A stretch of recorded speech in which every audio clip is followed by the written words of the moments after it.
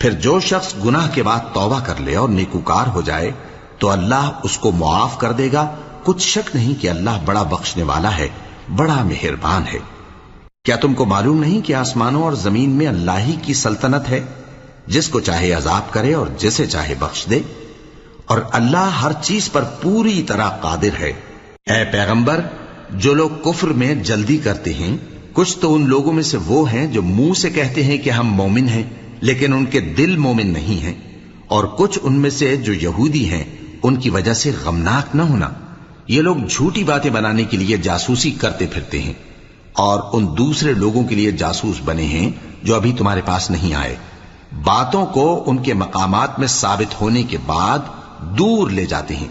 لوگوں سے کہتے ہیں کہ اگر تم کو یہی حکم ملے تو اسے قبول کر لینا، اور اگر یہ نہ ملے تو اس سے بچنا. اور جس کو اللہ گمراہ کرنا چاہے